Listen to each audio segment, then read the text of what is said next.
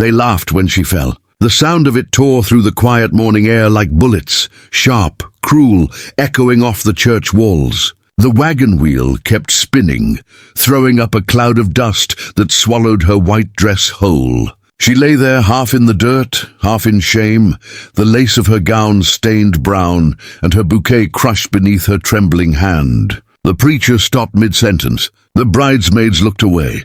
But the laughter kept coming. Men, women, even the children, all of them giggling behind their gloved hands. "Guess the wagon wasn't built for that kind of load," someone muttered. The crowd roared again. Clara Mae Dawson closed her eyes, wishing the earth would open and swallow her whole. She had feared this moment every day, since she'd been told she wasn't the kind of woman men looked at twice. She was kind, yes, skilled with a needle and a good cook, sure. But in a world where women were measured like cattle, she had always been found wanting. Too wide, too soft, too visible. And yet, today was supposed to be her chance. Her groom, Thomas Finch, had courted her for months, kind words and all. He'd promised he didn't care about looks. But as she lay there on the ground, tears soaking into dust, she saw him standing on the church steps, laughing with the rest. Something inside her cracked then, deeper than bone. The crowd began to disperse, muttering jokes and pity in equal measure. The preacher closed his book. The sun burned above, cruelly bright. Clara stayed where she was, clutching her torn veil, wishing she'd never believed in fairy tales. And then a shadow fell over her. A voice, low and calm, cut through the air like a blade. "That's enough!" The laughter stopped. The man who spoke was Luke Carrigan, a rancher from Dry Creek, quiet, broad-shouldered, and known for keeping to himself. He wasn't part of town much. He had land, cattle, and a reputation for working alone. Most men feared him. Most women found him too distant to bother with. He stepped forward now, boots sinking in dust, and looked around at the faces that only moments ago had been full of mockery. "You all got something funny to say about a woman trying to get married," he said evenly. No one answered. Luke knelt down beside Clara. "You hurt?" She shook her head, voice barely a whisper. "Just my pride." He looked at the broken wagon, then at her torn gown. "That's a damn shame," he murmured. "Not because of the wagon, because none of them thought to help you." "I don't need—" she started, but he didn't let her finish. He slipped his hands under her arms and with one smooth motion lifted her into his arms. The crowd gasped. She wasn't light, but in his arms she felt as if she weighed nothing at all. He turned to the preacher. "If the groom's too much of a coward to finish what he started, I'll do it." The preacher blinked.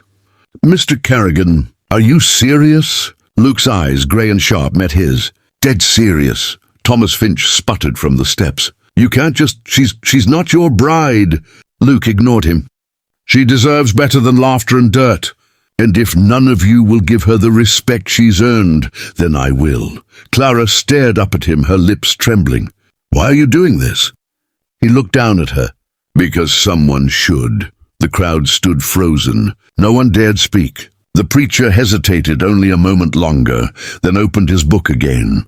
"Well then, by the power vested in me." The ceremony that followed was short and silent. Clara's hands shook as Luke held them in his rough palms surprisingly gentle. When the preacher told him to kiss the bride, he didn't hesitate. He pressed his lips softly to her forehead, and for the first time that day, she felt safe. By the time they rode away together, the laughter had died. That night, Clara sat on the porch of Luke's ranch, watching the sunset over endless miles of dry land. He hadn't spoken much since they'd arrived. He'd shown her to a small room, told her there'd be supper, and went about feeding his horses. When he finally joined her, he carried 2 plates, beans, bread, and a slice of smoked beef. "I suppose I should thank you," she said quietly. "You don't have to," he replied, sitting beside her. "I didn't do it for thanks." "Then why?" He chewed slowly, eyes on the horizon. "I've seen too many folks get laughed at for things they can't change. You didn't deserve that." She looked down at her hands. "They were right, though. I'm not what a bride's supposed to look like." He turned his head toward her. "You looked fine to me." She met his gaze, then startled. His expression didn't carry a trace of mockery, just calm honesty. It unnerved her more than the laughter had. Days passed. Clara tried to keep busy, cooking, cleaning, helping with the animals. She was strong, stronger than most would have guessed. She milked the cows, mended Luke's shirts, and soon found herself humming again as she worked. Luke watched her quietly. Sometimes when she laughed, he'd look up from his chores and find himself smiling too. It had been a long time since laughter had lived in this house. One evening, she found him fixing a broken fence in the pasture. "You don't have to do all this alone," she said, rolling up her sleeves. "I can handle it," he replied. "I didn't ask if you could," she said. "I said you don't have to." That was the first time he looked at her differently, not with pity, not with duty, but with something gentler. Weeks turned into months. The gossip in town shifted from laughter to curiosity. People said Luke had married her out of pity. Others said it was a joke that had gone too far. But no one dared laugh to his face.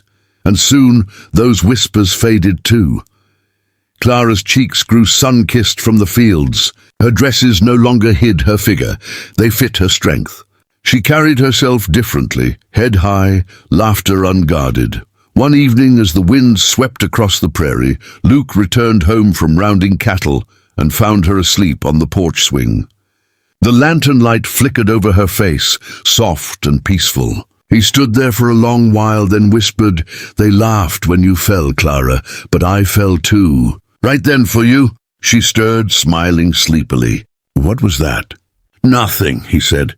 "Just glad you're here." The days that followed were quiet but full. They built something together, not fast, not fiery, but steady and real. Months later, the town held another wedding. As the new couple rode past in their wagon, Clara and Luke stood among the crowd. Some folks still whispered, but most nodded in respect. The preacher caught Luke's eye and smiled knowingly.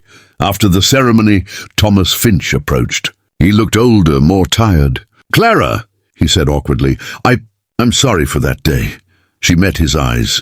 "I'm not," she said simply. "If it hadn't happened, I wouldn't have found what I have now." Luke placed a hand on her shoulder. "Come on, Mrs. Kerrigan," he said softly. "We've got a ranch to get back to." As they rode out of town, the setting sun turned everything gold. The same people who once laughed now watched them go with quiet admiration. When they reached the ridge overlooking the valley, Clara turned to him. "You never did tell me what you said that day after you picked me up." He smiled faintly. "I said they'd stop laughing soon enough." She tilted her head. "Why?" "Because I knew what they'd never understand," he said, taking her hand. "You were worth more than all their pride put together." She leaned against him, the wind playing with her veil. Below them, the prairie stretched wide and endless, painted in firelight. And for the first time in her life, Clara didn't feel too big, too heavy, or too small for her dreams. She felt seen, wanted, loved. The rancher who lifted her from the dirt had lifted her from a lifetime of doubt too. No one in town laughed anymore, not when Luke Kerrigan and his bride rode past. They said he'd married her out of mercy. But those who looked close enough saw the truth in his eyes. He hadn't married her because she fell. He married her because, when everyone else turned away, he saw her stand up. And in the quiet glow of that dying sunset, as the horses trotted slow toward home, Luke reached for her hand and whispered, "They laughed when you fell, Clara, but I fell too, right then, for you." The wind carried her laughter through the plains, soft and sure, like a song no cruelty could ever silence again.